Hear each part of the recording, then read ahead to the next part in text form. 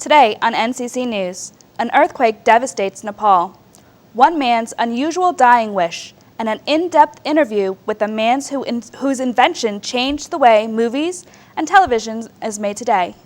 Stay tuned. We'll be right back after these messages.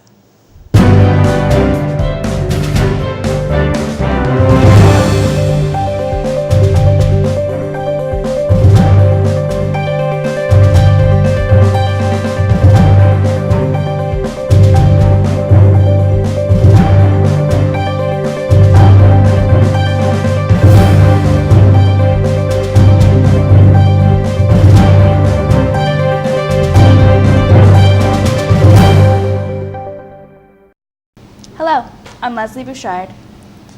And I'm Jason Duffy. In our top story today, a devastating earthquake strikes the county of Nepal, leaving tragedy in its wake. Keep reading. Over 4,000 are estimated dead, although efforts are ongoing. We go to correspondent Dr. Sanjay Gupta for the story.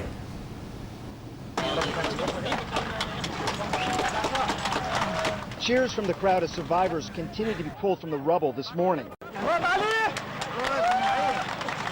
Nepal's death toll rising into the thousands as millions suffer through the country's strongest earthquake in more than 80 years.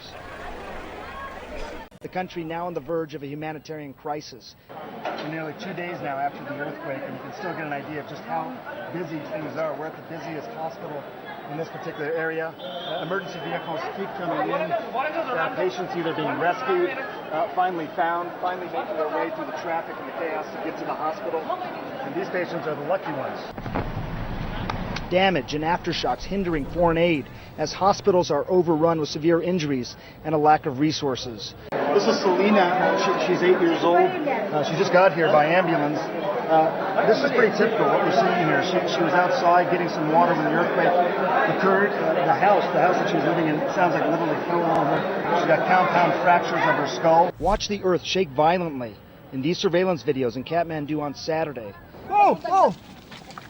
The magnitude 7.8 earthquake and its aftershocks causing massive avalanches on Mount Everest. Watch as climbers of the world's tallest mountain become engulfed in the monstrous cloud of falling snow. Are you okay? Yeah. You all right? Yeah. Helicopters rushing to evacuate the severely injured Our guide said this is an earthquake. as survivors begin to contact their loved ones. It's just good to see that she's alive after something so big. Many more were not so lucky. The wife of a California documentary filmmaker on assignment to Mount Everest received the heartbreaking news via satellite phone.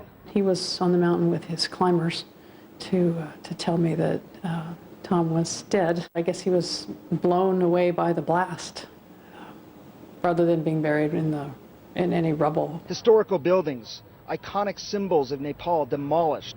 The 9-story high Darahara Tower, a landmark tourist attraction, completely destroyed. At least 50 bodies pulled from its ruins.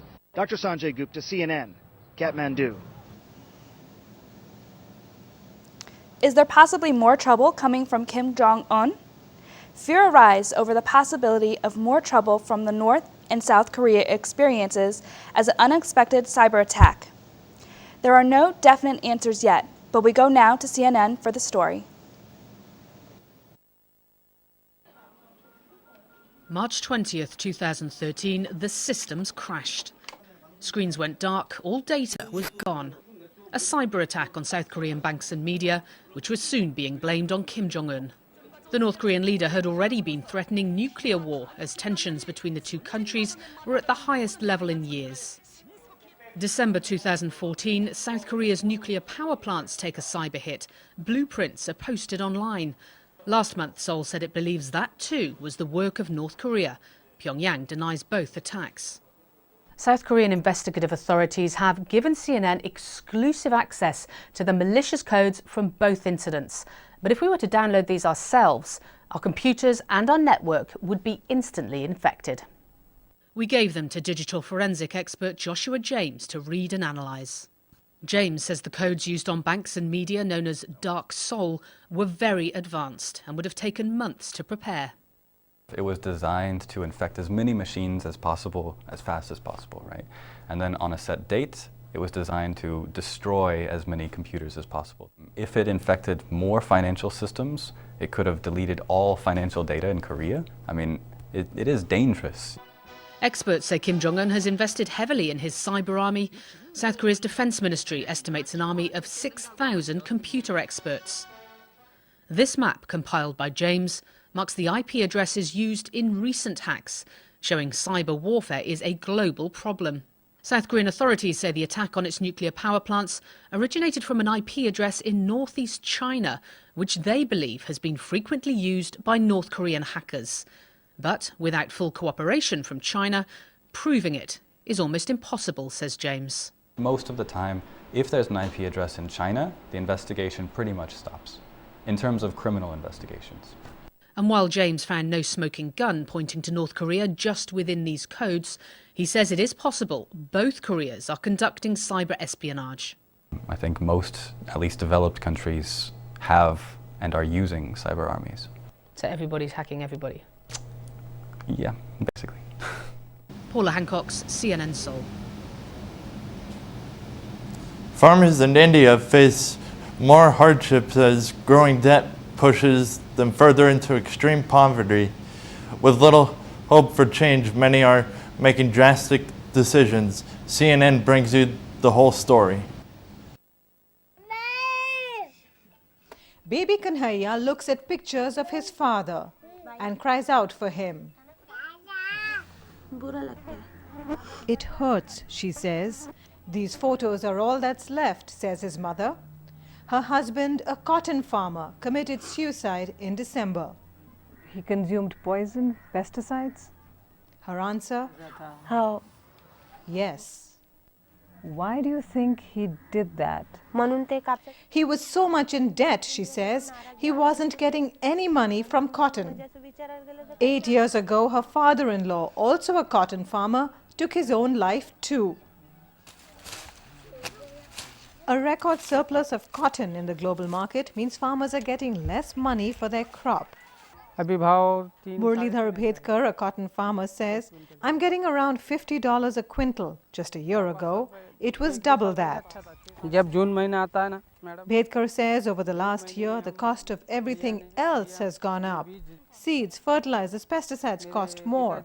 So farmers, including himself, have to keep taking loans. They are steeped in debt. I'm in Vidarbha, India's cotton-growing belt, where cotton cultivation is the only source of income for most farmers.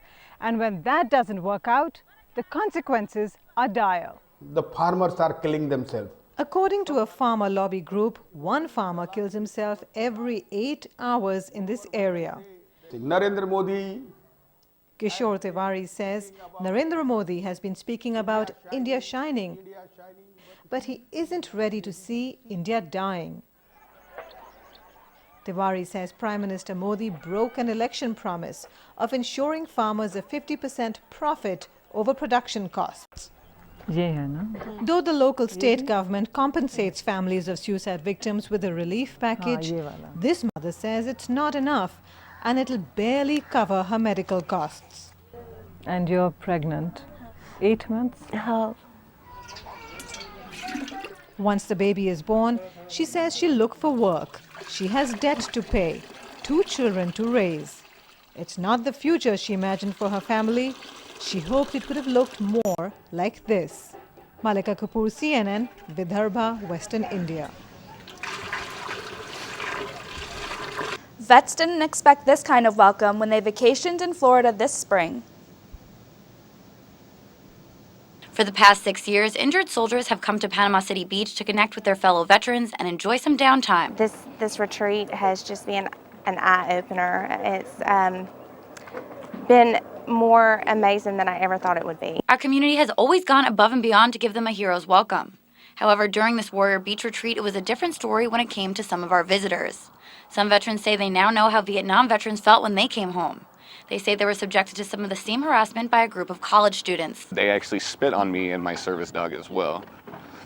You know, and that's just so disrespectful, and it hurts really, you know. I come and I feel honored and I feel safe and like I belong, and now I feel like I'm defending myself. Veterans tell me they were shocked at the level of disrespect that these college students have. They told me that they threw beer on them from their balconies and even spit on them. Linda Cope, founder of the Warrior Beach Retreat, says she's never seen such disgusting behavior. They're a total disgrace for our military. They were urinating on the American flag. They were throwing things off of the balconies. These injured soldiers were staying at the Laketown Wharf Resort at the same time students in the fraternity Zeta Beta Tau from the University of Florida and Emory University were in town for their spring formal. And I have not stood up and said anything about spring break because we constantly want to get the support of the community. But if this is at all indicative of what these college students do, we need to get rid of it. Veterans say it comes down to respect for our country. There was a group of very intoxicated college kids that actually ripped the American flag out of the ground and was trying to run around with it. Cope did receive an apology letter from the president of UF who said he has started an investigation. I said, do your investigating, but I want to know what you're going to do. What are you going to do? I think they all should be put on probation. I'm hoping that this will make a dramatic change in their life to realize they do not need to take the sacrifice and the service of these men and women in vain. In Panama City Beach, Kelly Baumgarten, News Channel 7. Most people dream of getting the final wish before they die. A man from North Carolina had a very specific last request that is far from usual. His family explains why he doesn't want a specific person to live in a specific house. It's a free country, and what we did, we thought was right for us. Jill McLean came up with the idea to give her father, 81-year-old Larry Upright, a political voice post-mortem. He passed away Monday, and at the very end of his obituary, the family included a line that said, quote, "The family respectfully asks that you do not vote for Hillary Clinton in 2016. Upright was a diehard Republican. He was very passionate about politics and probably passed a little of that on. And so it was natural for me to think about that. He talked to the television. He tried to get things straightened out through the television. They wouldn't listen.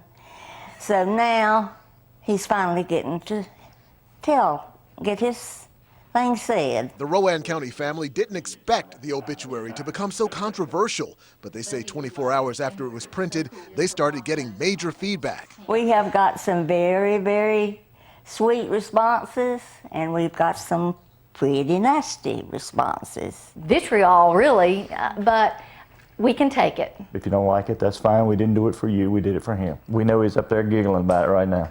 Actually, probably just laughing out loud. Eric Phillips, Channel 9 Eyewitness News. He famously said years ago that it takes a nation of millions. But these days, rapper, author, and activist Chuck D have been single-handedly taking on a different kind of tour. This time, the Rock and Roll Hall of Famer is using his notoriety to spread an important message to the youth of America. Public Enemy frontman Chuck D is on a national college tour bringing his strong message to the youth of America today. He covered topics ranging from our over-reliance on technology, including our misuse of cell phones, having them instead use us, the importance of a good education, and what we should do with the knowledge we have learned here. Although he's most well known for Public Enemy fame,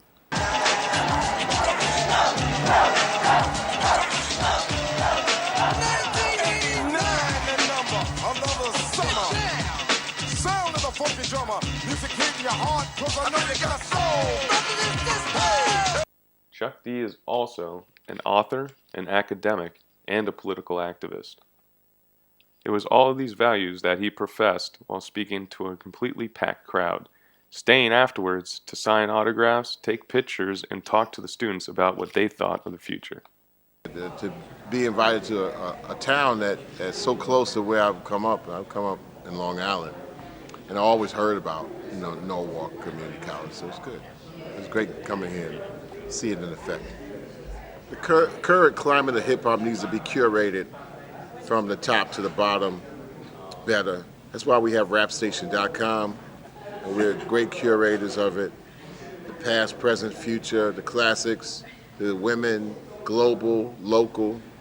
And we cover it on 10 stations, so you go check that out. Matter of fact, we just started an all-instrumental hip-hop station, so we're very thorough in it.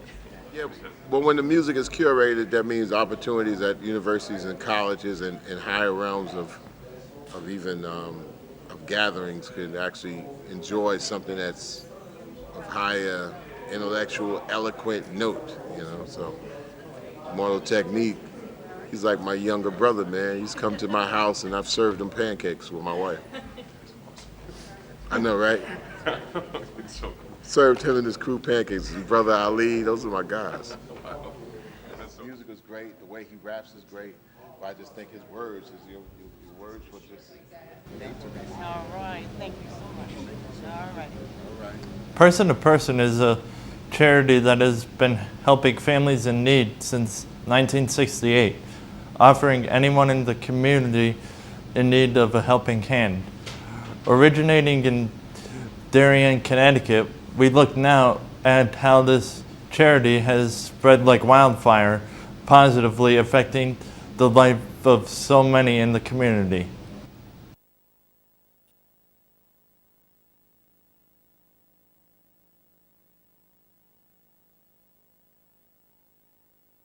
We help people who are in need. We help people who need clothes. You can come to person from any place. Or people who live in Darien, Stanford, and New Canaan can come for food and other services. Other services mean they help people who cannot pay their rent, their electrical bill, who just generally have trouble. They may help them with other financial assistance and government possibilities. But what I do personally, which I love, is I work in the reception area. And I work, my shifts are, I think, 4 hours. And I am an intake person. People come in who have appointments, and I screen them and I talk to them, and I refer them on to their appointments for clothes, food, or social workers. And I also make appointments on the telephone. And it's just really given me, I've always been a corporate person, and so it's really given me a great opportunity to be in the community and just see all different kinds of people. And it's wonderful, the support that not only do they give people who are really in need, but they also provide camperships and Christmas presents, toys and things like that to all the families who subscribe to the clothing program. I think I've worked there for probably 15 years, and I've seen it's a tremendously evolving organization. They're much larger now because they've acquired a social service agency in Norwalk, Connecticut.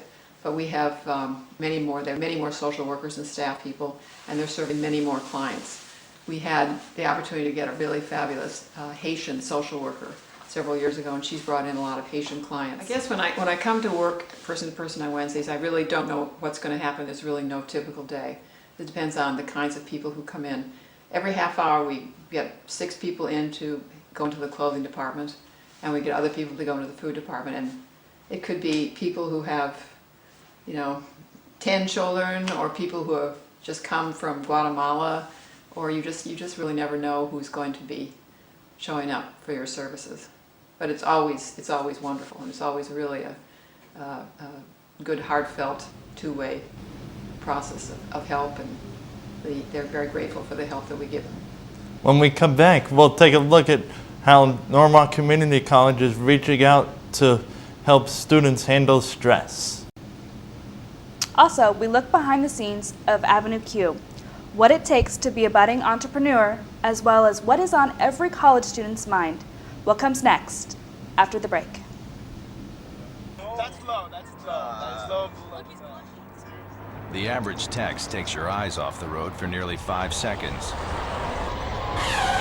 Stop the texts. Stop the wrecks. Visit us at stoptextsstopwrecks.org. Finals are just around the corner for just a few. Every student, that means one thing, stress. Norwalk Community College is meeting that challenge head on. On this year, by Stress offering can affect students anyone. as much needed For a reprieve student, in most one form stressful of a time fresh is check. always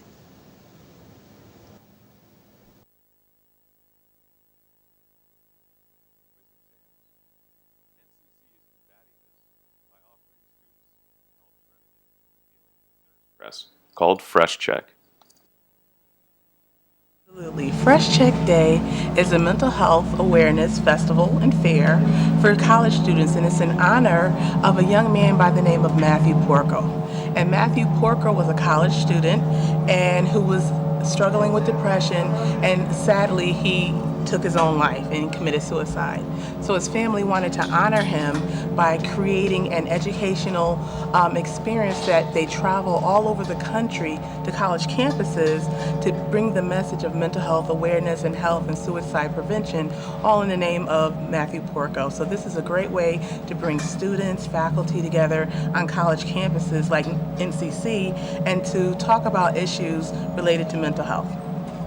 Well, what's going on today at the fair is we have a variety of community providers that have come from the local agencies who agreed to volunteer for the day to work with college students and getting some messages about mental health. And there's a variety of booths and activities. Students can come, they can make things like rice balls, they can sign the suicide pledge, they can make beaded keychains, they can paint. There's so many wonderful things they could do. And we have food and grand prizes like t-shirts and giveaways like a free flat screen TV. So it's an awesome way to get students together. We have the NCC band who came and performed, and we also have some individual artists that came and performed here, but it's all about the students here at NCC and making sure that they're healthy, happy, and promoting the whole mental health wellness. From a Triple Crown Tony-winning Broadway play to the stage of NCC, director Dr. Christina Madone has brought an ambitious project to life, bringing the actors to NYC to learn the art of puppetry. Christina has pulled out all the stops, making sure this performance lives up to its name. We go now to an interview with one of the actors besides the puppet. Dr. Christine Mangone directed NCC students this spring in an ambitious musical, Avenue Q. It was a hit on Broadway, and we have a chance to talk to one of the NCC students involved about their experiences on the stage. My name is Larry Weatherspoon, and I play Nikki in Avenue Q. Yeah, well, that's for another day. I didn't really know a lot about the show. I just really got into theater, and I wanted to get a lot more experience in it. And I saw the ads for saying, come audition. I was like, oh, that sounds like fun. My favorite part of the play is using the puppets. They're really fun. I get to really exaggerate it's very hard to explain, I'm sorry. Just having the puppets and using them and bringing them to life is really fun in itself, and then having to interact with other people is just another really fun part of the show, for me at least. I think the message is relevant today because it's a coming-of-age story for our main character, Princeton, who's fresh out of college, and he has a degree in English, and he doesn't know what he wants to do. And he comes to this place, and he's just looking for what he wants to do with his life. So I think that's very relevant to anyone, really. The subject matter is purely subjectional. Future businessmen of NCC gathered together to compete for a $500 prize. The competition only required one thing: ingenuity. Competitors were asked to come up with a solution to a problem no one has been able to solve or create something no one has been able to think of. The competition came down to 8 finalists speaking in front of a panel of 3 esteemed judges. This was the result. Taking their cue from the hit TV show Shark Tank, NCC challenged future entrepreneurs to take the stage and compete for the grand prize of $500. In the end, 8 finalists stood in front of a panel of esteemed judges to tell them why their product would improve our future. With only one winner, competition was very tight. All the time you spend with your friends, how would you like to relive that? Now you can with the E-rope. The E-rope is a special kind of jump rope. It comes with 3 interchangeable cords. There's a yellow one that's 8 ounces. There's a blue one. There's a red one that's 12 ounces. There are 3 children, all under 5. I believe I have the answer to the $1 million question. What's for dinner? Since I became a mother, the pressure of cooking an on-time meal stress me out.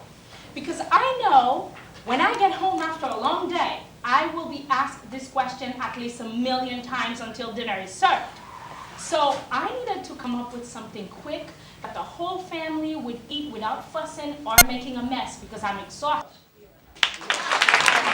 It was an amazing experience to have. It's incredible that you guys offer opportunities like this here at the school, and I never would have gotten to, you know, the place where I am right now if I didn't have these opportunities. So really, I'm taking away confident in myself, even though I'm usually my worst critic. The end of the college is something students both look forward to and dread. The working world can appear an incredible challenge. That's where the Career Center at NCC wants to step in to help. The faculty at our college has brought the plethora of different opportunities any student's doorstep that wants and hope of reliving the inherent pressure of finding a career. We go now to look at this event in more depth. Graduating college can seem overwhelming. You finally get to apply all those skills you spent years developing, but you might not know where to start. That's where NCC comes in. They've developed the Career Expo to help students with just that problem. The main goal is to not only prepare students to be able to get on the career path, getting into an internship, part-time or full-time opportunities. The idea is to get employers to connect with students so that they are able to move on to the career path. I would like to request all faculty and staff members to promote students to start thinking along these lines to get a job, intern, to get their foot in the door, and the Career Center has a lot of resources to offer. Please do encourage students to take advantage of these resources. I had the chance to talk to one such employer to see what they were looking for.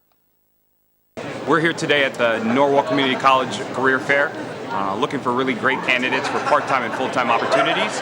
Potentially a great career path for someone who has a really great student mentality, looking for promotional opportunity, and somebody who wants to grow with our company and expand with our efforts. I then had a chance to talk to a student about what she was looking for. My major is criminal justice. I'm here for FBI and the Norwalk Police Department, and I'm looking to become a police officer, and that's why I came here. At the FBI, they told me how old I have to be and what they're looking for, so now I'm able to know what I have to do to work my way up to being in the FBI, and I'm waiting to talk to Norwalk, but I've had a great experience so far. Taking criminal justice classes, and one of my teachers is a lieutenant in Norwalk, so I look up to him now, and I learn what happens in Norwalk, current events, and so far all my classes have pushed me further into my career, and I'm interning in Stanford, so NCC has helped me a lot with my career. When we return from this break, we'll get to know the director of this newscast a little bit better, find out what is in store for the cast of Yes, and me, right, Full House. We will also see what has got the drummer of AC/DC shook up, and get to know the inventor of a system that has revolutionized how media is created today. We'll be back after this.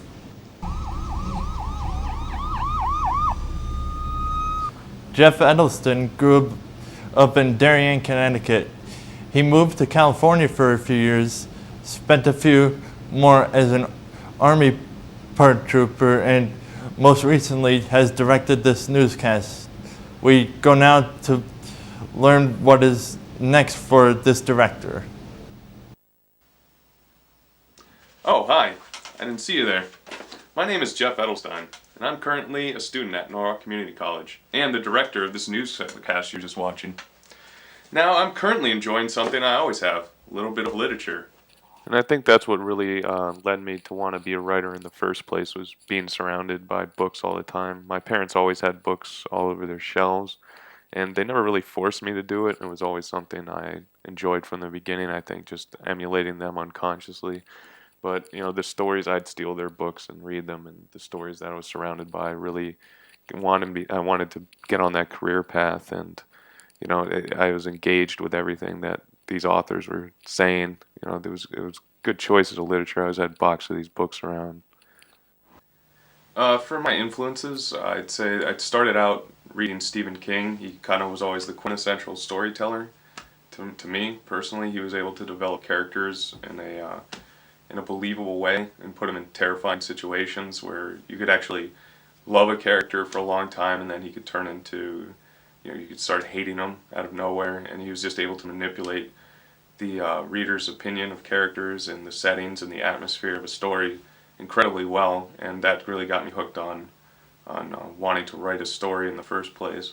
And then I moved on to Chuck Palahniuk was one of the big ones. I'd say William S. Burroughs was definitely different. He kind of brought my reading into a different place, a darker, interesting place. Then there was Ray Bradbury. He's always interesting. I was never that hooked on science fiction, but he had a more secular science fiction approach, which was always interesting to me. But who I really fell in love with as an author was Hunter S. Thompson. Was a huge influence in writing. Not so much as I want to be a journalist, but the way he used language, kind of like a shotgun.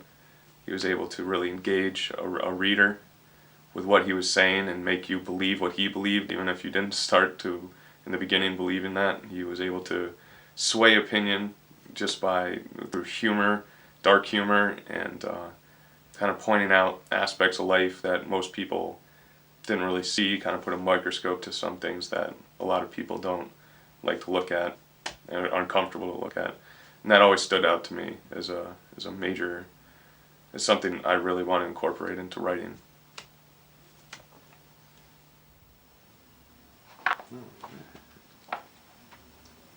Oh, hey, some more literature.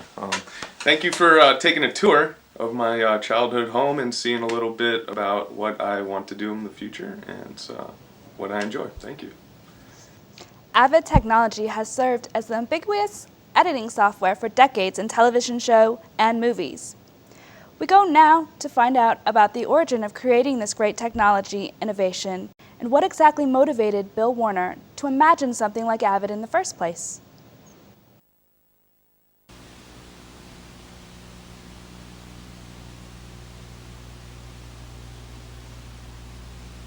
I set out to build a company that would deliver that new way of editing. We've done it. It's called the Avid One Media Composer. I'd like to show you the system right now. Started back in 1987. I started Avid Technology. And in fact, on the screen I have the video that we used back in 1989 to introduce the product.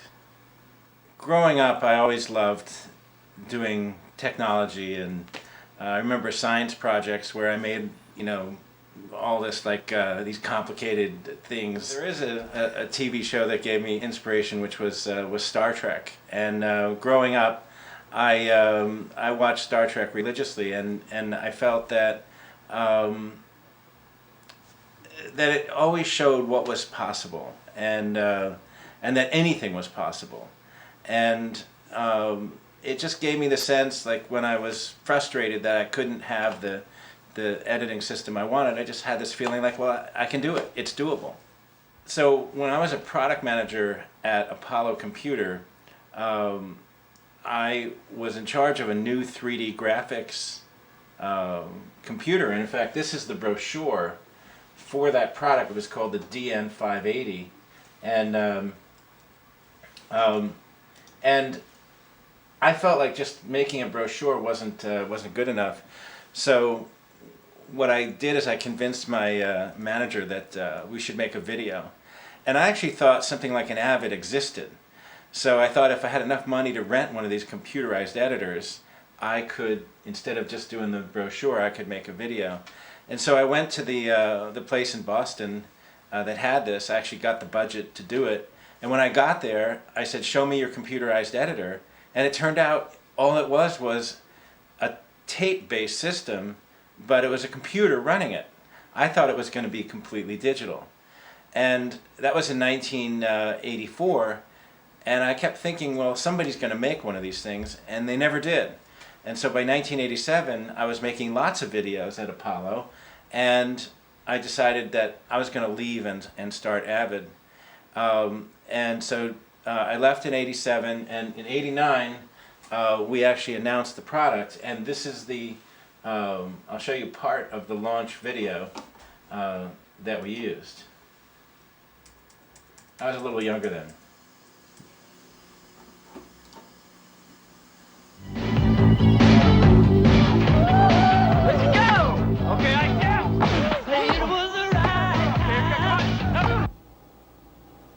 Okay, I've built the program. Now I want to make a change. I want to put an effect in between this shot and that shot.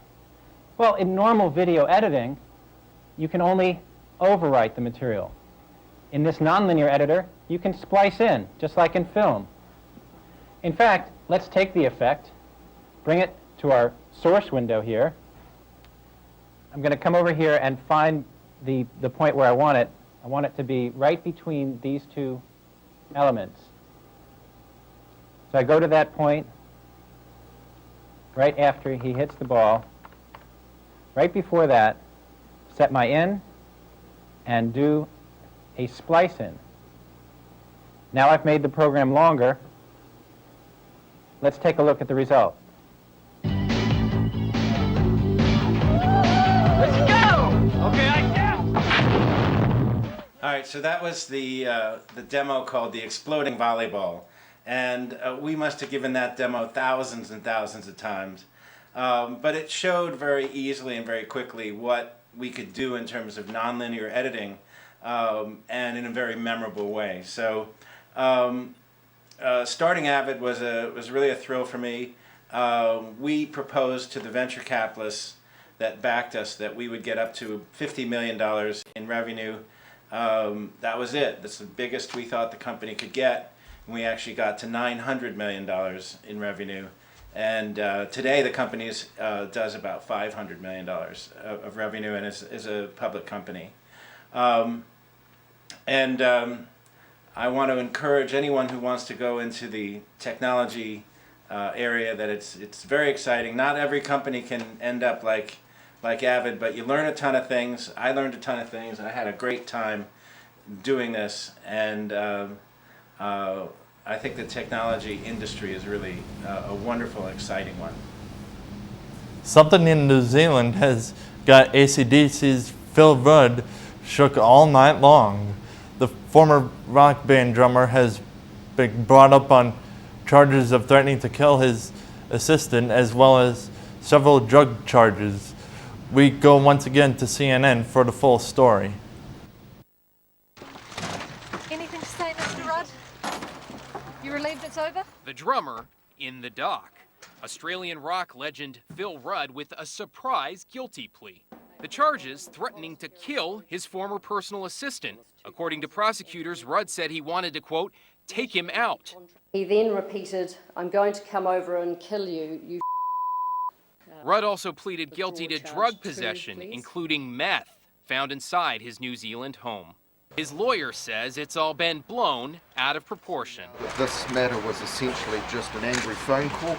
The Hall of Famer didn't issue a statement, but had this to say late last year. I'm going back to work with AC/DC, and I don't care who likes it or who doesn't. But it appears that the band, currently on their Rock or Bust World Tour, isn't taking him up on it. While Rudd's profile still appears on their homepage, they've been using a former drummer, Chris Slade, including in this performance of new single, Rock the Blues. Rudd won't be trading his drum set for a jail cell anytime soon. His lawyer says he plans to ask the judge to discharge without conviction on grounds that the consequences, which potentially include a 7-year jail sentence, outweigh the crime. Meanwhile, Phil Rudd remains on bail. He's due back in court at the end of June. David Molko, CNN, Hong Kong. Can one house be too full? Does Waka Flocka have what it takes to solve our economic crisis and restore our international relations? Next on our Hollywood Minute. Have mercy. Gotta love Uncle Jesse. John Stamos gave Jimmy Kimmel News 90s kids have been waiting for. Full House is coming back. We've been working on this for many, many years. Fuller House will start as a reunion and then focus on DJ Tanner, Stephanie, and yes, Kimmy Gibbler. Netflix ordered 13 episodes of the series. Ewan McGregor may be singing to the tune of Be Our Guest. Be our guest. Be our guest. The Hollywood Reporter says McGregor is in the final negotiations to play Lumiere in the live-action version of Beauty and the Beast. I will be running for president. Waka Flocka Flame is blazing onto the campaign trail. In a video from Rolling Stone magazine, the rapper promises to legalize marijuana, ban dogs from restaurants, and make sure people with feet bigger than a size 13 never walk the streets again. I'm Waka Flocka Flame, and I approve this message. For Hollywood Minute, I'm Mary Muller. That should do it for us on today's NCC News. For everyone here at the studio, thank you for joining us. I'm Leslie Bouchard. And I'm Jason Duffy. Have a nice day.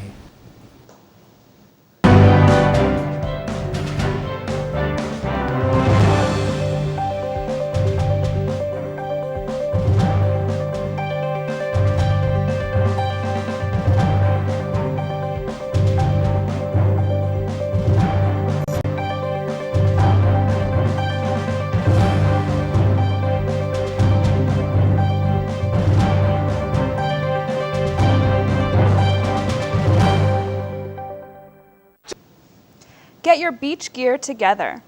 Cuba and U.S. relations are looking good, and NASA is launching its most ambitious rocket yet, Bass Pro Shops, coming to your area. All of this and more coming up next on NCC News.